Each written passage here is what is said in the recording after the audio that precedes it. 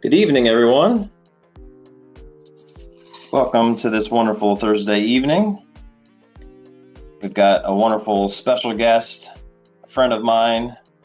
The gentleman is in the house, and he's going to talk about his new book, The Ways of a Gentleman.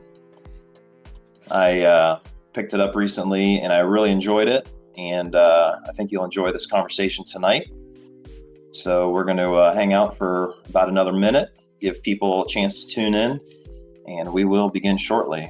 So I would like to invite you guys to say hello in the comments and maybe put out a post there recommending other people to tune in. You can retweet this video. And if you'd like to ask a question of the gentleman, feel free to click on the video. And if you're on your phone, it's going to be down at the bottom will be a section to comment. If you're on a laptop, it's going to be over on the right-hand side. So looking forward to hearing from you. And we're glad you're tuning in this evening. We'll begin momentarily.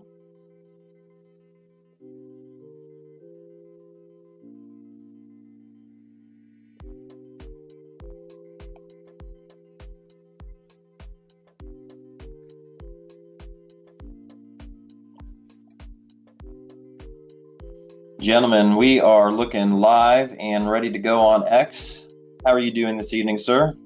Fantastic. Thank you so much for having me, David. Been looking forward to this. Yes, absolutely. Thank you for joining. It's always a treat to talk with you, and you helped me kind of brush up on my gentleman ways, so I appreciate that. That's good. Good. That's the intent. Yeah, absolutely.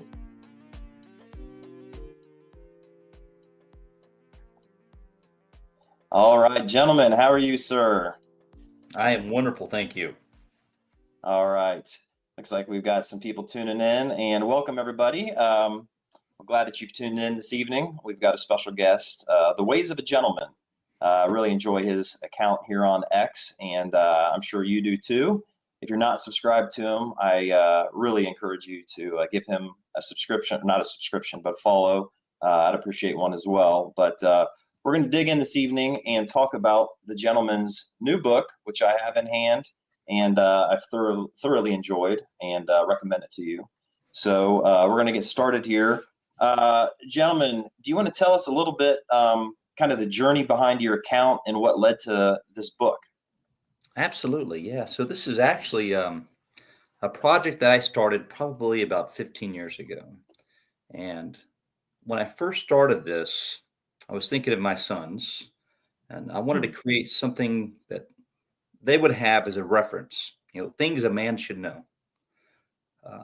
So, as you know, David, I previously served in the Army.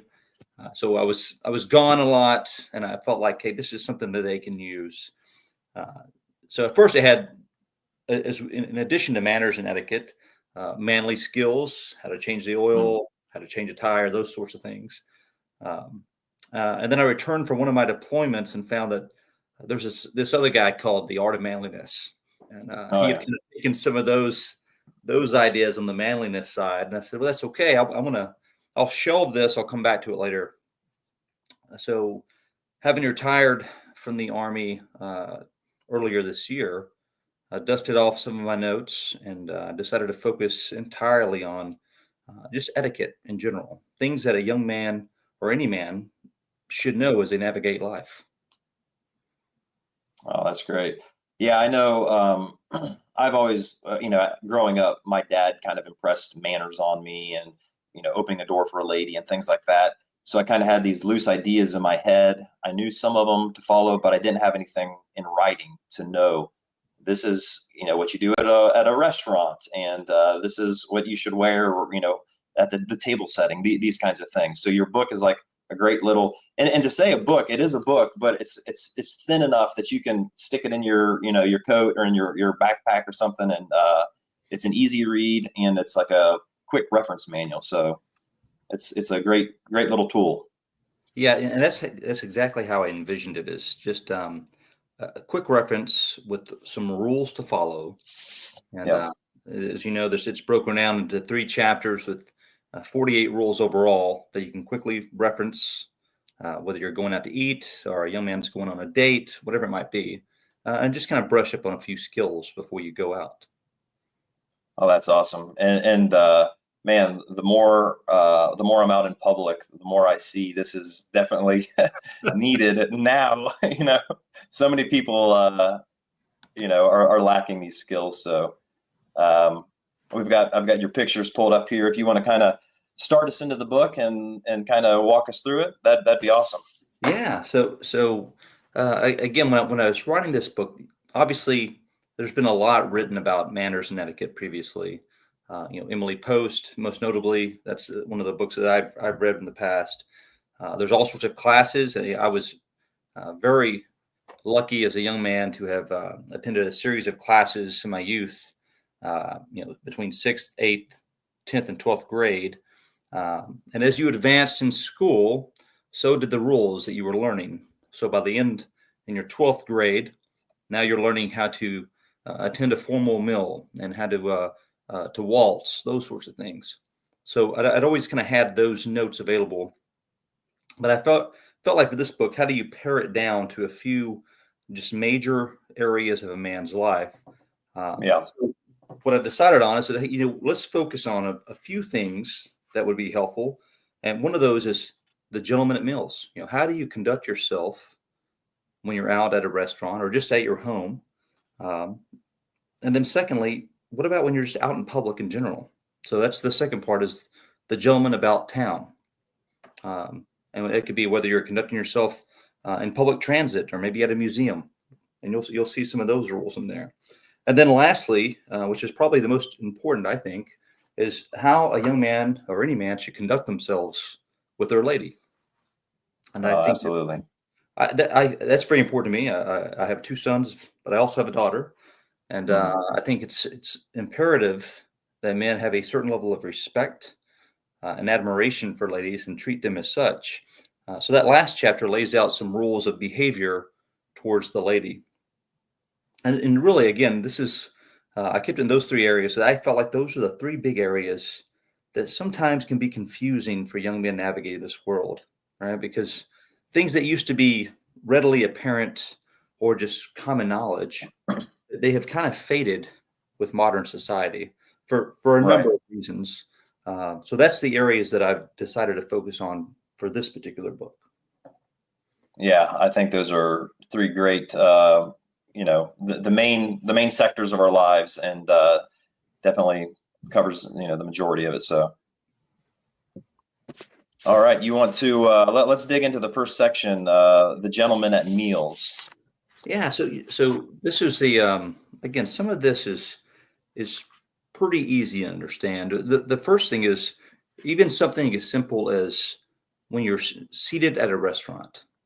I was taught pretty early on that it's the gentleman's responsibility to seat his lady, unless there's a host or a maitre d' that's going to seat the lady, and otherwise you're going to take her chair out, allow her to sit, and kind of nudge the chair forward. But even something as simple as that, as I looked around restaurants, that's not happening as much anymore. Right?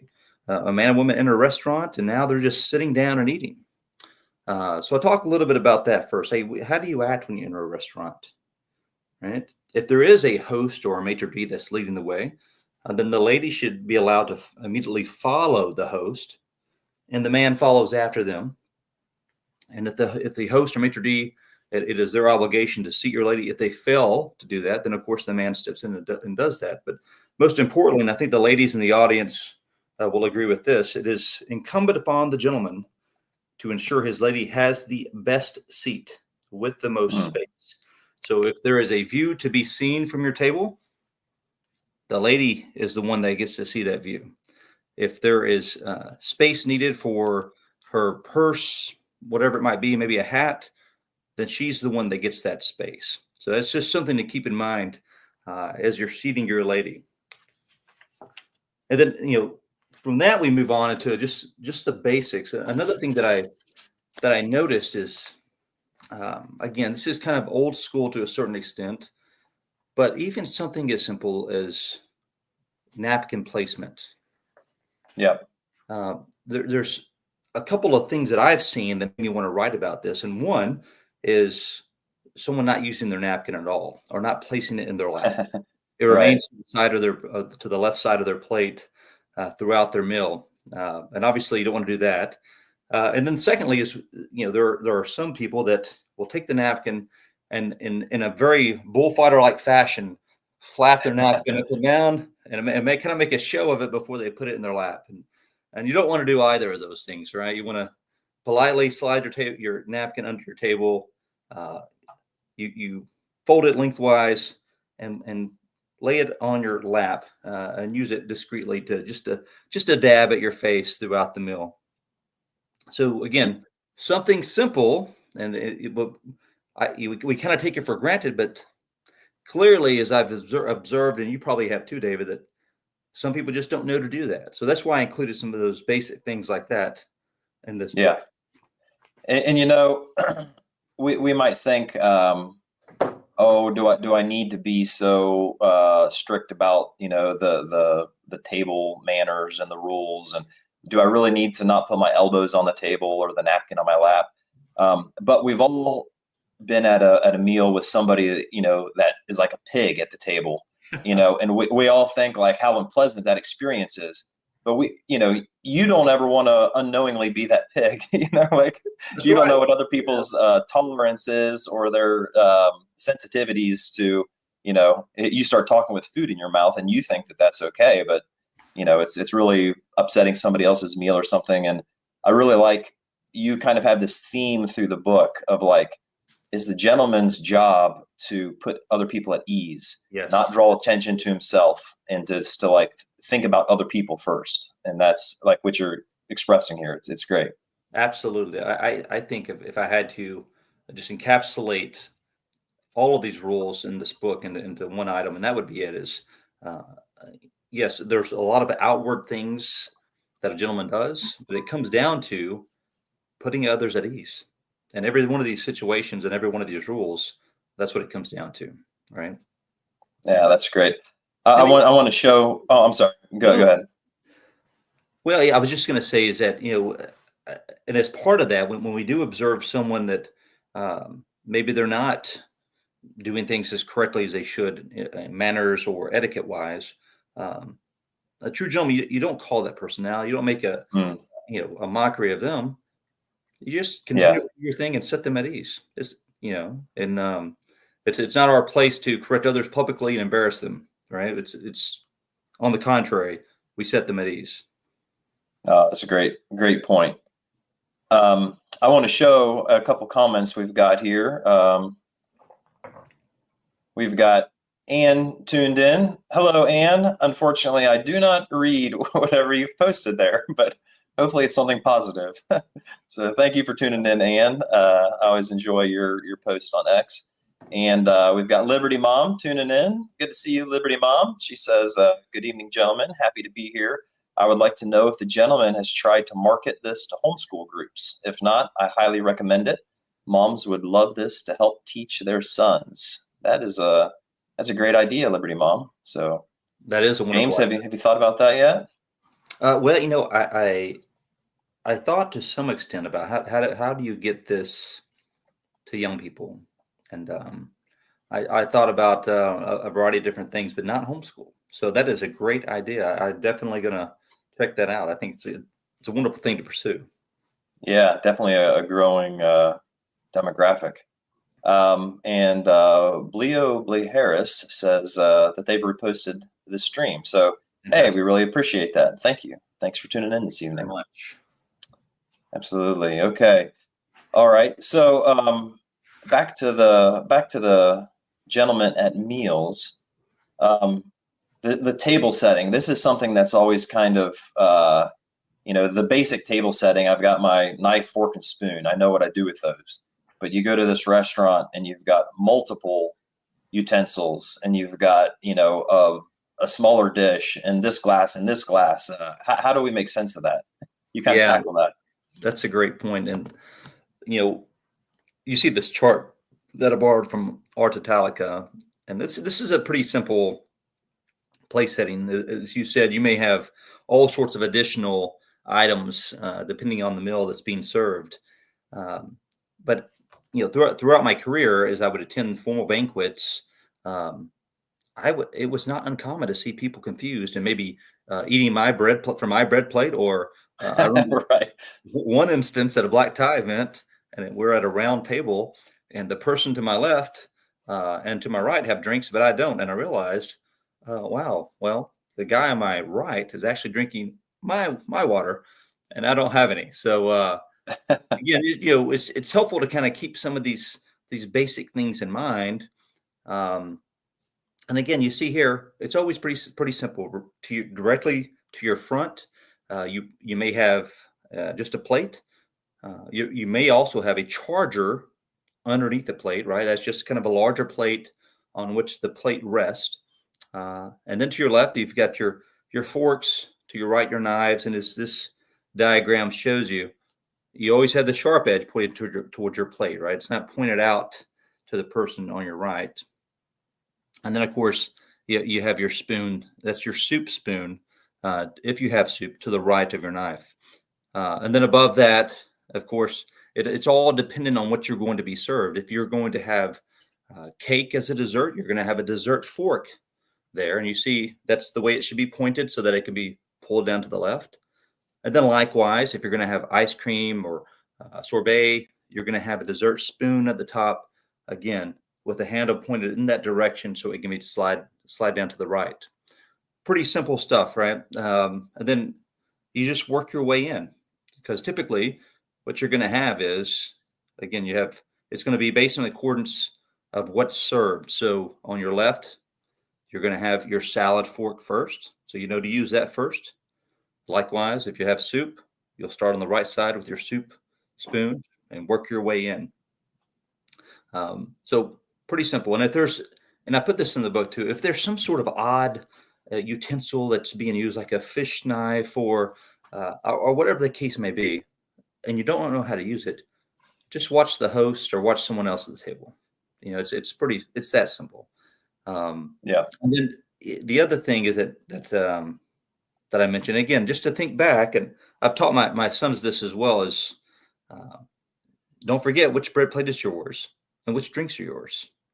And the simplest way I was taught as a young man was take both your hands and kind of make an okay sign with your fingers extended up, exactly just like that. And what you'll see is that on the left side, you have a B. Yep. On the right side, you have a D. So the B, that's your bread. And on the right, that's your drinks, right? The D stands for drink. So that's kind of a visual to always keep in mind as you're sitting down. Quick reminder, yes, that's my bread and that's my drinks, right? And then, of course, you'll have, depending on the meal, a water glass. And in this case, you see a white wine glass and a red wine glass. You may not have that. But in its simplest form, that's what the table setting should look like. That's great. Yeah, it's easy for me to remember to start outward, work your way in, and the B and D is super helpful. I don't know if you saw the movie Hillbilly Elegy or not. It's about J.D. Vance, his biography. Yes, and he was at some black tie event, never been to something like that, and he's like, I'm out of my league. I don't know what I'm doing. He calls his wife, and she says that very thing. Make a B and a D. So I've never forgotten that since then. Great. That's great. Yeah. Liberty Mom says, looking at this, I feel like Mr. Carson. And Father's Wisdom is tuned in. Good evening, sir. He says, good content, good book. Manners prove men are capable of restraint and control. Important stuff. Absolutely, sir. Yes, I completely agree with that. And, I discuss exactly that throughout this book, particularly when we're talking about the man about town and the man with his lady. So that's a great point. Yeah. One thing I appreciated about your section on the restaurant also is that when interacting with the restaurant staff, you always want to treat everybody with the utmost respect and dignity. It doesn't matter if it's somebody that's just bussing tables or if it's the manager. They both should be treated with dignity, and they're both important jobs, right?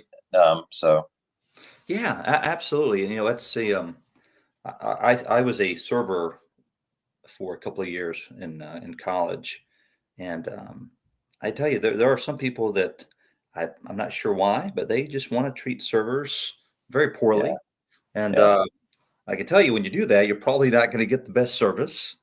Um, and you still see that sometimes where you'll have an individual that just keeps their server running. Every time they come back to the table, they want something else, right? Right. Not sure why people do that, but yeah, I think it's just being a good human, right? Treating Right. everyone with dignity and respect, particularly those who are handling your food.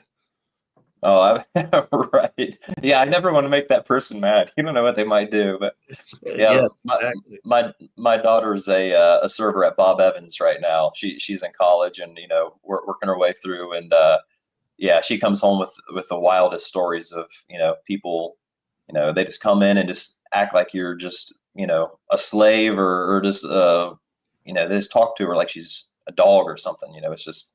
But then other people will come in and be sweet, and they just make her whole evening. So I That's always think of it that way too. This person might be having a bad evening, and as a gentleman, if you can brighten the day for them, be somebody that appreciates them, you can really change their whole day. So That's right, and it doesn't mean, um, you don't need to speak up if something's wrong, right? I mean, that's right, part of right, the job. If you do need to address something with the server or the manager, yes, you should absolutely do that, but you do it in a respectful manner, and yep, not demanding that you need this or that. right, That's not going to help your case, and at least in my experience. Um, but yeah, in of course, we talk about just how you treat the restaurant staff, but also how you treat those with whom you're dining, right? mm, Um, yep, and we talk a little bit about in the book posture and your body language. All right, are you slouching in your chair? Or are you upright and in control of yourself throughout the meal? Then how are you behaving in the meal? Are you reaching over others to get something off the table, or are you politely asking something to be passed your way and doing likewise for someone without having to be asked? And I think those are the kind of the attentiveness I think that a gentleman should have, is that if you notice that the salad dressing hasn't made it to this side of the table, yeah, then just take it and pass it over there, right? Or the bread basket, whatever it might be. But you're yep. taking the initiative to do that without having to be asked, if that makes sense. Oh, absolutely. Yeah. Definitely looking out for, other people might be timid, or, don't feel comfortable to speak up. And if you can do that and just put them at ease, it's the perfect thing. Yeah. Oh, absolutely. Um, so anytime you can do that sort of thing, I think it's helpful. Um, and the other thing that I address here, and this is something that I think we've all seen, and perhaps many of us are guilty of, is the digital etiquette Mm, at a meal. And it's disturbing to me when, in the course of a meal, as I'm conversing with someone, and they hear a ding on their phone. Maybe not even the phone ring, just a ding, like a text or something. And there's almost this Pavlovian response, right, to look down and grab their phone. right. And I find that, you know, very offensive. Clearly, Yeah. if you're concerned about what I'm talking about, you're going to maintain eye contact with me, and we'll continue our conversation. Yeah. Um, but I found some people don't do that. They want to immediately check that text and see what's happening. And I remind my sons and other young people. I said, there was a time we didn't have those. Uh, so if it's an emergency, someone will contact the restaurant and tell you, All right? right. So Absolutely. put You the phone, know, the, put it on I silent. right, right. I think maybe the saddest thing, one of the saddest things I see, and I see it regularly, we'll go to a restaurant and there'll be a couple at a table beside us, and they don't say one word to each other the entire meal. They both have their phones out and they're just doom scrolling or doing whatever Yeah, they're doing, totally ignoring the other person. They might as well not even, be at dinner. And sometimes you see the kids in the same, it's like the whole family's like that. It's just so sad. It's like, well, why, we're human, let's talk to each other and get out of this digital world every now and then. Well, and I think that's a good point too, David, is, you know, I mentioned this in the book, but all of these different rules and things that apply, I think it starts in the home, right? So Mm. my wife and I, we keep each other honest. If one or the other of us are pulling our phone out of the table, you know, we kind of give each other that look to put it away. Because obviously, hey, if we're telling our children not to do that, then Yeah. we shouldn't be doing it either at home.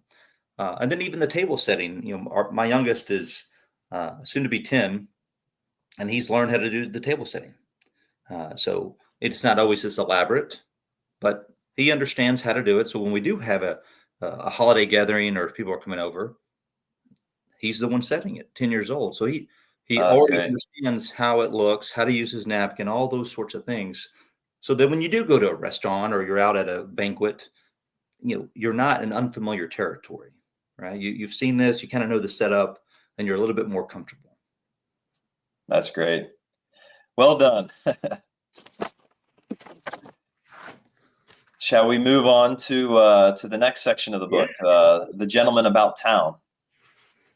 Yeah. So this one is just about, as I was putting this together, thinking about how a young man behaves in public, and everything from the conversations you have with people, how you behave when you're either in an Uber or out at a waiting in line at a fast food restaurant, whatever. Because um, we've seen, at least I have, um, many people they're becoming conscious in their own little world, right? And they almost forget there are other people around you, right? So you should Yeah. probably take them into account in your actions. And I address a lot of these different things, everything from something as simple as tipping when you're about town. Obviously, most of us understand how to tip in a restaurant, but what about all the other things, right? If you go to a place that has a valet, all right, how much should you tip? Well, it should probably be around $2 to $5 when they retrieve your vehicle, right? What about if you have a concierge at a hotel, right? That's providing a service, and I witnessed this last summer. We were on vacation, and I was waiting in line to talk to the concierge about a place to go in town, and this couple, they were very pleasant, but man, they wore this guy out for like 20 minutes, and then just said, "Okay, thanks, bye." And I felt so bad for the concierge. Like, man, he really bent over backwards for these people, and they just didn't do anything for him. Yeah. But again, those basic sorts of things that a man should take control of and understand when he's out and about town. But a lot of it is just common courtesy, to be honest, right? I mean, the things that you do for someone that's behind you in line, right? Opening a door, allowing someone else to go before you, particularly if they're a woman, an elderly person, someone that's handicapped. Um, Yeah. a gentleman makes sure that that person is sitting instead of the gentleman, right? And I'm mortified when I see that in public, where you see able-bodied young men sitting down and a pregnant woman standing up next to them. Yeah. Oh my gosh, come on. Talk a little bit about that, and that's kind of the theme throughout this portion is just having that confidence and awareness to navigate being about town. And if you'll go to, let's see, the next one here. Okay. And I did borrow this from the Art of Manliness because there's lots of different charts on how to shake hands. Mm-hmm. But I like this one because it addresses just the main points. Now, the first thing is that these guys are standing, right? And, oftentimes you may be sitting somewhere, maybe it's in a restaurant or at a bar, whatever it might be. Someone walks up to you, and they may even say, no, don't get up. Get up, right? If you're going to shake someone's hand, you stand up. You look them in the Yeah. eye, extend your right hand, and then just as it said there in the middle, you have the web touch, right? That web between your pointer finger and your thumb, those are going to touch. You don't want a limp, just touching their fingers or just crushing their hands with a man grip. Just a firm, nice grip and look in them in the eye. Yeah. And then, again, being aware of your surroundings, because in many places, at least the way I was taught growing up, when a gentleman is approaching a lady, you don't extend your hand. You wait for the lady to extend her hand, and if she wants to shake it, then she'll do that, right? Don't just take it for granted that she wants to touch you, right? Mm. Now that's a little bit different in a business environment because obviously, your boss might be a lady, so hey, shake her hand. But in a social environment, that's something to kind of keep in mind, right? And I know that sounds a little bit old school, but again, just being aware and of the environment, particularly if you're traveling abroad, right? Taking that into consideration. Yeah, I enjoyed this section for sure, especially well, we all know, your first impression is so important when you're meeting somebody, but also at work, you might have an intern working for you, somebody you've hired, and you need to introduce them to, the owner of the company or the vice president or something, and just knowing the proper way to go about that. Who do you speak to first, and how you address that is very helpful for me. I'm often in those settings where I see people in those settings and they either don't introduce or they fumble it or it's just awkward. That's true. Yeah. Nice that you cover that. No, that's what I'm glad you brought that up because that's obviously one of the sections in the book. And I think it's really important. And you shouldn't just expect that these people know each other, right? Yeah. Err on the side of caution and just assume they don't know each other. And remember, it's always you introduce the junior to the senior, right? And there's two ways to look at that. It could be senior in terms of the authority, maybe the president of the company, or senior in terms of age. Maybe it's your grandfather. So the junior to the senior. And the easy way to remember that is always just state the name of the senior first, right? So that you're starting with them. So let's say the president of the company is Mr. Johnson. Mr. Johnson, sir, I have someone I'd like to introduce to you. May I introduce David? David has a wonderful space on X, and we work together from time to time. David, may I introduce you to Mr. Johnson? This is the president of our company. I think you two may have a lot in common. Something as simple as that. You give a little context to the person so they can continue the conversation. And then hopefully you can just kind of stand back and let them talk. Right. So that's pretty basic. But that's the way it should always go. Introducing the junior to the senior. Very nice. Very good. And then, if I may, just one other thing about this section, and this is kind of a twofer, and I posted this about this a couple of times on X, and part of this kind of goes back to the digital etiquette, but the use of your digital devices in public, right? So there is an epidemic now of speaking on speakerphone or on FaceTime in public with no earbuds, and you're hearing a full-on conversation. All right. So that in itself, particularly on public transit, right? And it could also be loud music, plenty of times I've seen people, they're watching a TV show or a movie with no earbuds in, and there's filthy language. So you're having to endure not only listening to what they're watching, but the language that goes with it that you'd probably rather not hear. Certainly you don't want your kids to hear. Right. I think that's something to kind of just to be cognizant of. I think that you err on the side of being discreet. If you need to answer the phone, you answer it, speak quietly. If you can go to an area that's kind of away from the main crowd or away from the people, then do that. Otherwise, just unless it's an emergency, save that conversation for later when you're not in the presence of other people. And then be mindful of what you're talking about. I learned a lot of personal information about strangers that I would rather not know because they feel like they can just talk about it in public.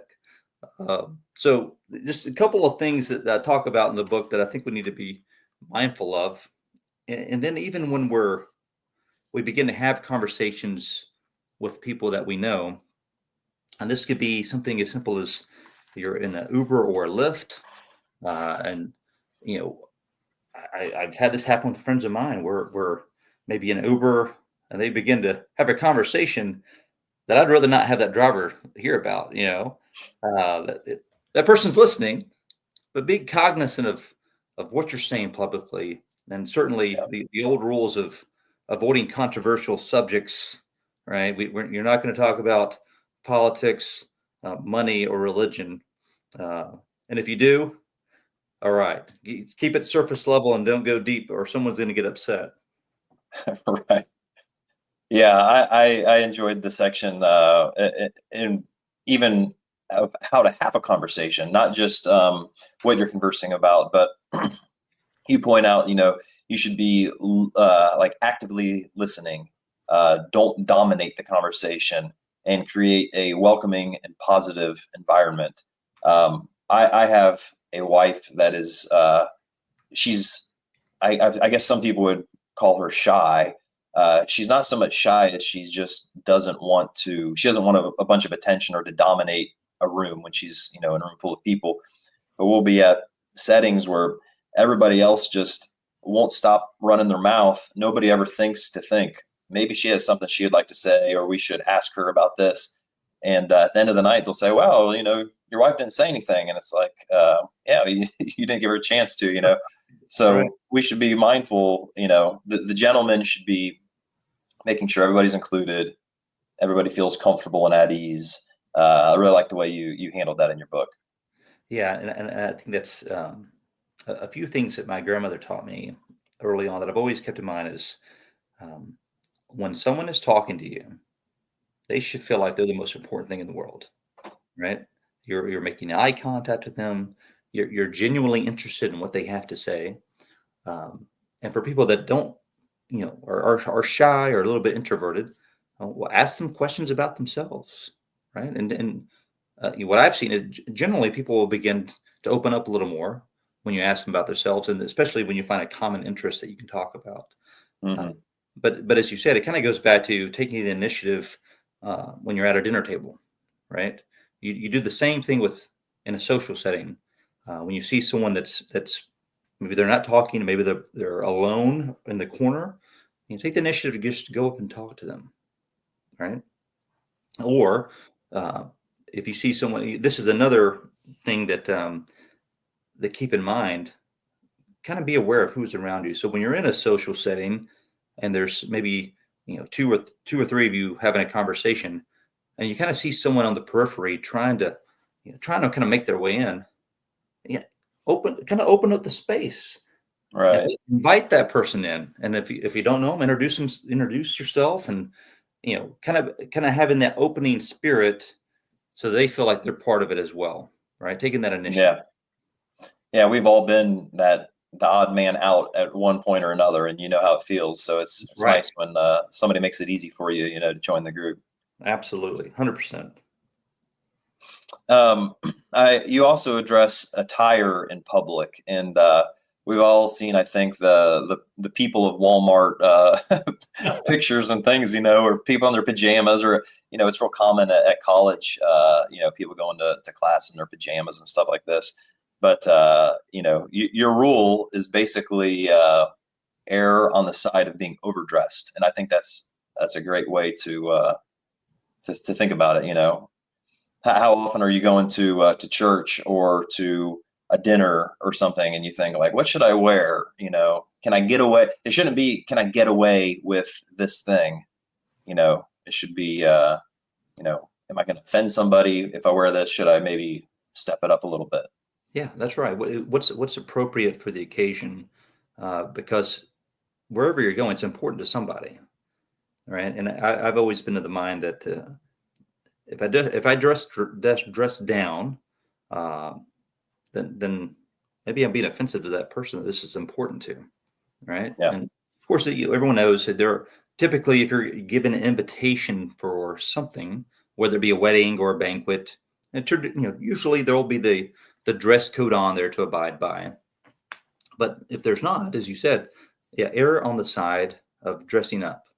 And one simple thing that I do is if we're going to an event and they really don't state the dress code, but maybe it's like some sort of evening event, I'm going to at least take a blazer with me, right? So I'll have nice shoes, khakis, and a button-down shirt. Uh, well, if I get there and realize, okay, yeah, this is a jacket event, I've got my jacket. Yeah. I can easily slip it on. If not, if people are a little more casual, I can just roll up my sleeves a little bit, and bam, right? You can kind of fit right in. But I think you always have to be prepared for that next level. Yeah. That's great advice. You feel free to speak up if you've got. I know you have some pictures prepared. If you want me to put anything up, just holler and I'll put the pictures back up. But one more comment that you've got here in the gentleman about town, the section that stuck out to me. I think this might be my favorite quote from the book, and I'm going to read this here. It says, offering assistance, this is in the section assisting others. Offering assistance is not merely a polite gesture. It is a sacred duty and a demonstration of your integrity. A gentleman understands that decency is not passive. It is active, deliberate, and oftentimes inconvenient. It is during these circumstances that honor is found. Man, that is a great quote, James, or gentleman, I should say.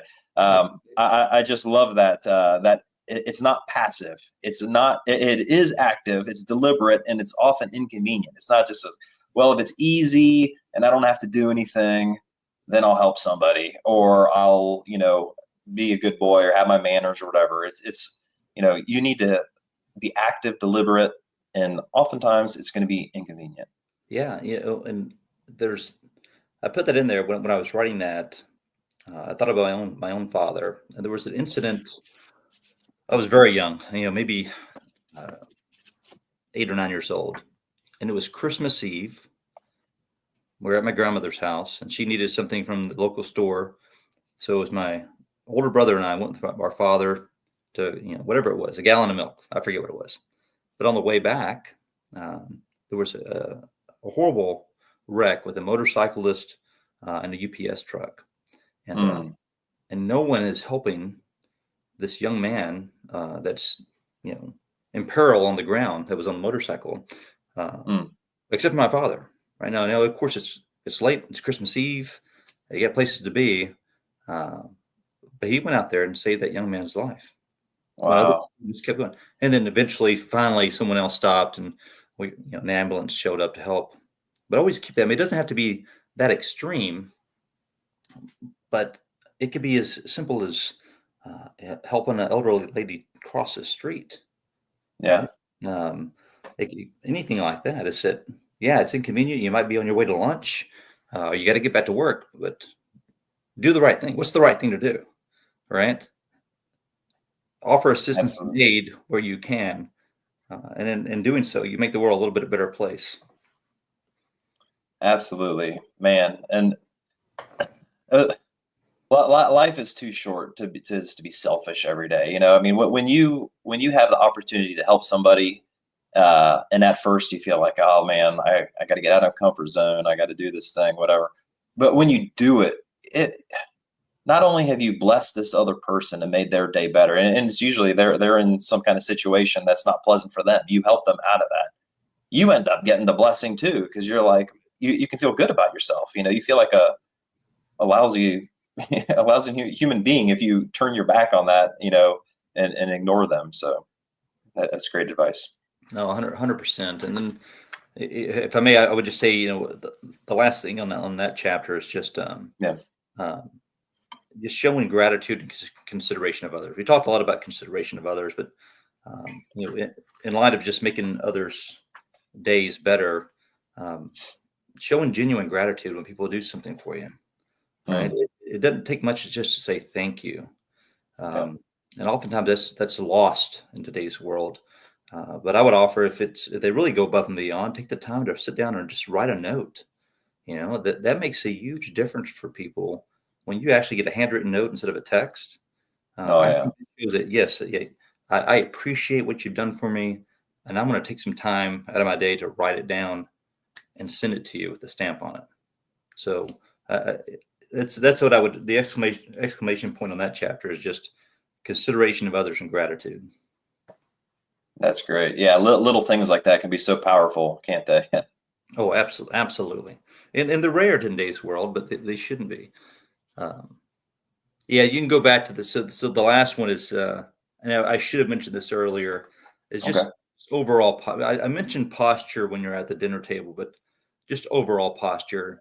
And of course, who better than James Bond to demonstrate that, right? And it's just a a gentleman's. You got to be cool, calm, and collected, but at the same time, you know, you're standing up straight, right? You're looking people in the eye. You're not slouched over. I think the way a gentleman carries himself is extremely important and conveys a level of confidence that others may not have, as opposed Mm, to someone who, maybe they're slouched over, or maybe they're scurrying from place to place as quickly as possible with blinders on to what's around them.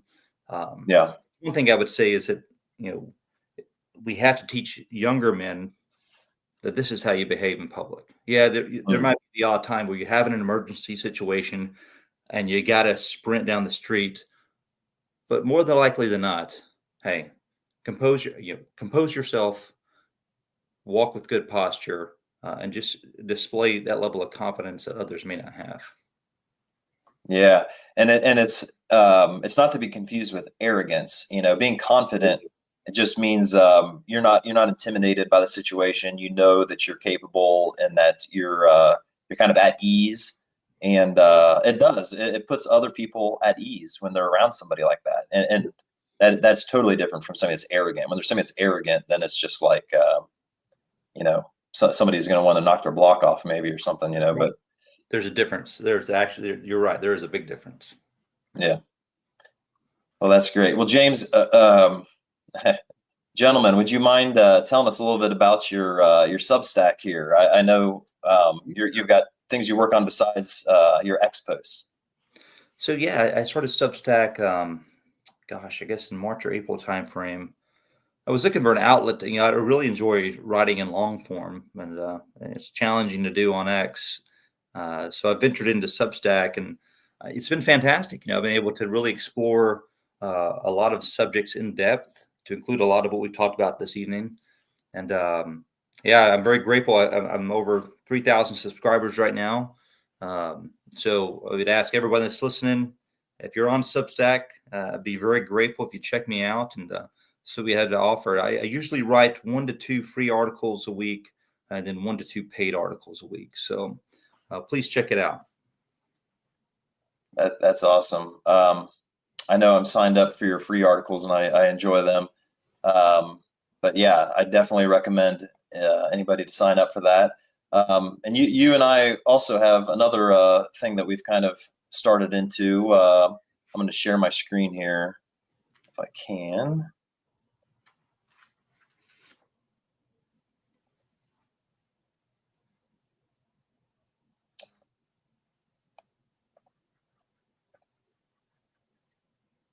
I think, let's see if this will pop up here.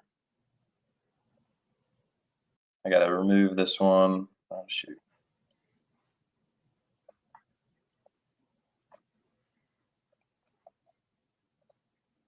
There we go. Yes. The Men of Measure community. You want to talk a little bit about this? Yeah. So obviously this is, I can't take credit for it as your idea, but I think it's a wonderful idea, and really just the opportunity for men to come together and explore ways to pursue wisdom in life, whether it's through your fatherhood, faith, uh, just being a good member of society. And I love the what you put on there in the end of our communities. Iron sharpens iron, and I think that's the point of this, right? It's an opportunity for like-minded men to come together and make each other better. Yeah. Yeah, well, whether it's just a simple quote each day that from a great man that inspires you to be a better man, or I really like this. I'm gonna scroll up to it. one of the members had taken his son on a father-son hiking trip, and he was just saying it's hard to put into words how meaningful it is, and just to consider sharing that with other men and getting them thinking about ways that they can do something special for their son or daughter, and men sharing ideas about that.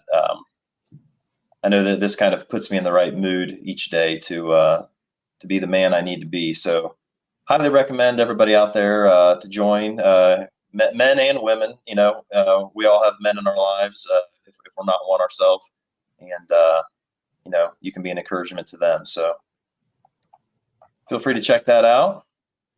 And let's see here. See if I can add back in. All right. I think that takes us to our third section of the book, The Gentleman and His Lady. I think you said maybe this was, if not your favorite part, maybe the most important. You want to walk us through this one? Yeah. So it's this is kind of for two reasons. It was the most important to me. Is number one is how I want my sons to treat ladies, and how I want my daughter to be treated. Yeah. Right.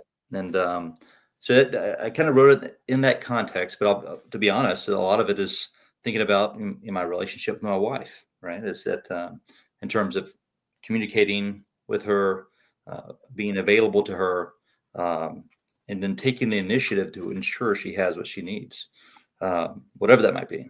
And so there's some of the different themes. And one thing I talk about is chivalry is not dead, right? It's in today's society, and for whatever reason, maybe it's the idea that women can do whatever a man can do, and certainly I'm not arguing that. But some people say, well, if that's the case, and I don't need to treat her special. I think that is the furthest thing from the truth.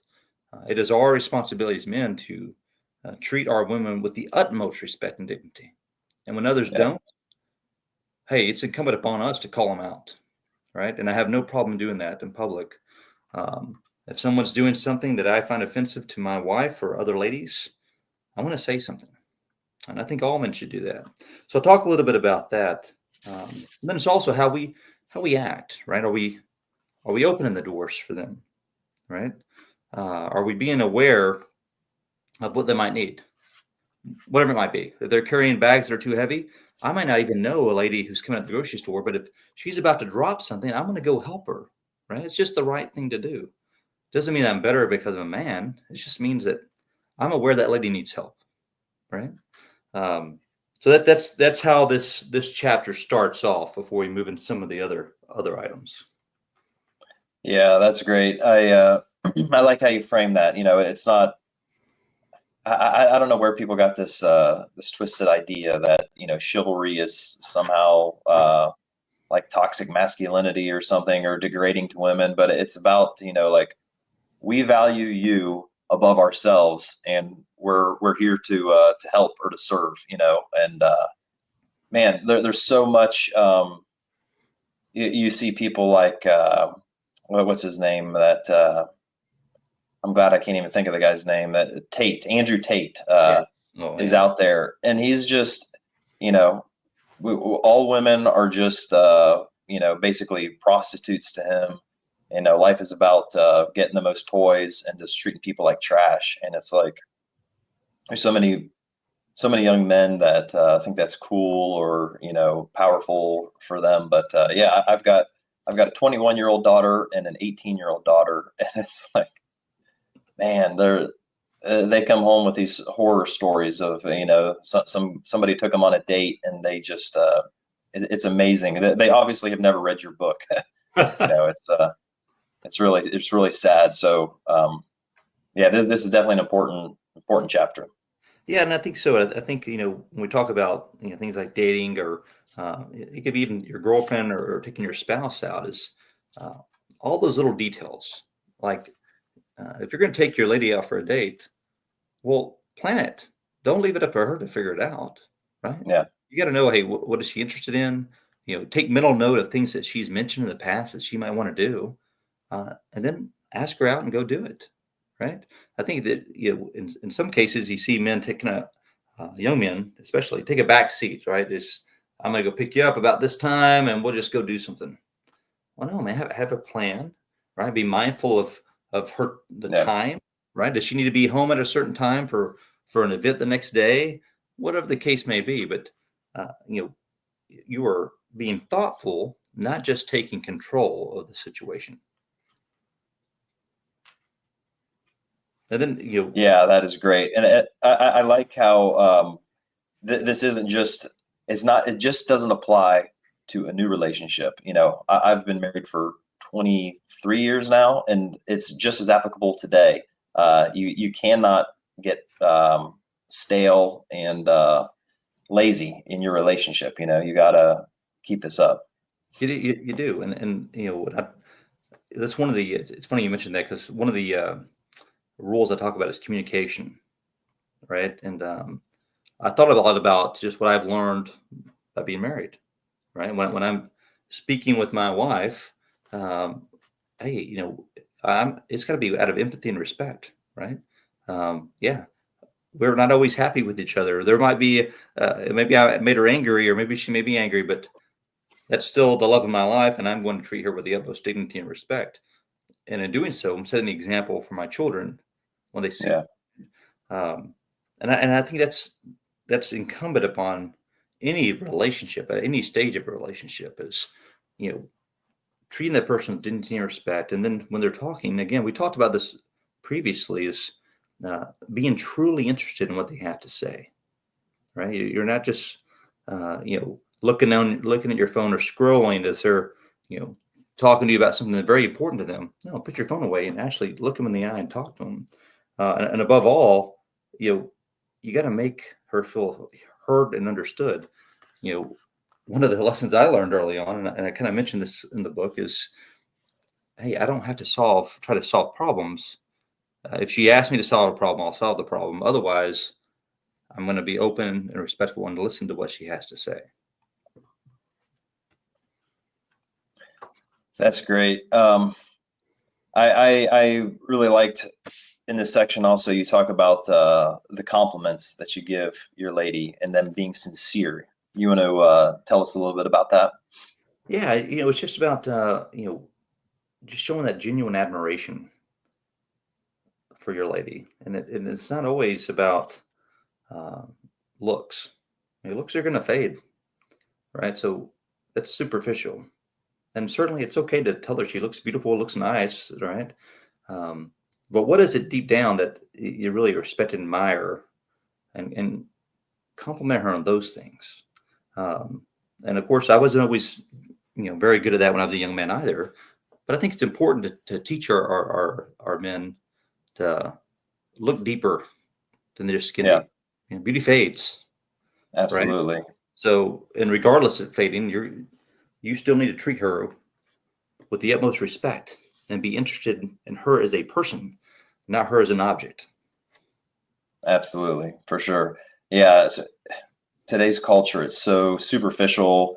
Everything seems like it's about making you happy or this or that, and you're really diving into appreciating somebody for who they are, and for looking out for their needs and taking care of them rather than being this selfish thing for you, and throw it away when it's no longer this pretty thing for you.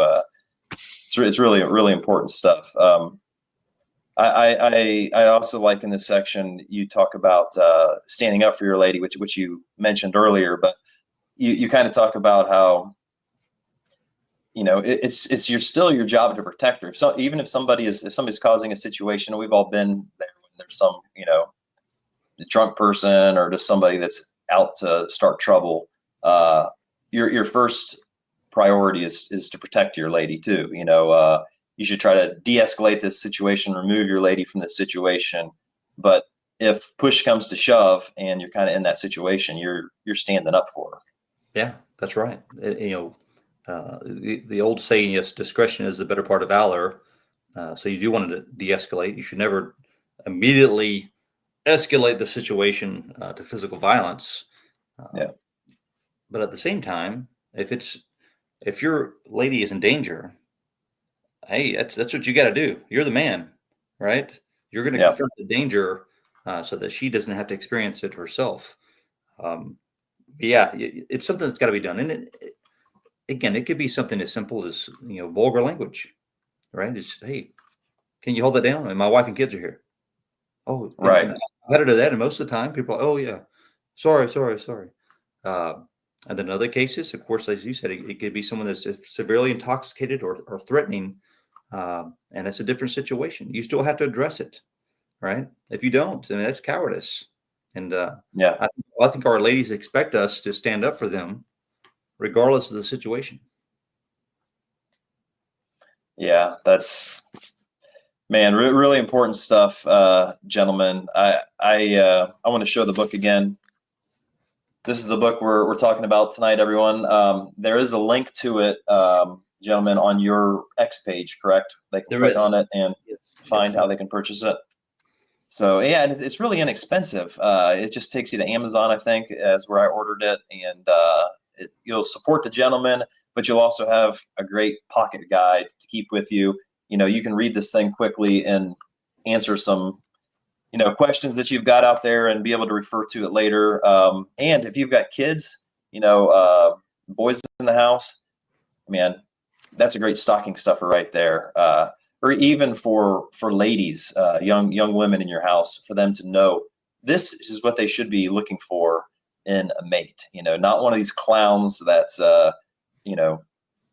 just it's just, there's so many people that try to appear cool and they're disrespectful to women because they think it makes them tough or something. Like, stay away from those guys. But how do we teach this to the next generation? Obviously, we've said we can get the book, but beyond that, for the person listening, what do you recommend? How do you go about it? Yeah, yes, I think it's through our example, and then just talking about it. I mean, clearly, young people are going to emulate our actions, particularly if there are children or nephews, what have you. But really, just making those corrections when needed, pulling people aside, and just having that conversation about why that's inappropriate, right? And in some cases, maybe it's just they don't know, right? If we're talking more on the etiquette side of the house, I've known lots of young men who, they didn't have the blessings that I did, and they just don't know. Again, as an Army officer, many times I pulled young soldiers aside and explained things to them. Every single time they were grateful. Hey, sir, thank you. I didn't know that. Whatever it might be, right? It could be something pretty simple. But just having those conversations and setting the example, of course, as Liberty Mom said, maybe venturing into different communities like the homeschool community and having these conversations on a more broad basis. Yeah. Well, again, the theme throughout the book is kind of putting others at ease as a gentleman. And I think that is, it's contagious. When you're around somebody that is confident and they're calm and they're looking out for others, I think that's something that's attractive to people and it's contagious. And it kind of like, it's like if you show up to a party and you're wearing a t-shirt and everybody else is dressed up a little bit more, you kind of feel like I need to step it up. And or schools that require uniforms or something, they say, like that the scores go up, the attitudes go up, the discipline goes down. It's kind of like this calling to a higher standard. And just by being a gentleman in public and in private, I think it's contagious, and that's a great way, like you said, through your examples. I do want to share a couple comments here. And folks, we would love to have your questions for the gentleman. Feel free to drop them. You can click on the video itself, and there'll be a section if you're on your phone at the bottom where it'll say live chat, or if you're on a computer, it'll be over on the right-hand side. You can go ahead and leave your questions. Seuss has reposted the stream. Thank you very much, Seuss. I really appreciate it. And also says, agree, not many men are gentlemen anymore. Yeah, there are still some out there, and the gentleman is doing everything he can to turn the tide and to make more gentlemen. So that's right. That's great. All right, so I've got to ask you something here, and I got to share a couple comments. Okay, so I posted for this evening about this video, and I had a quote. Let me see if I can find this here.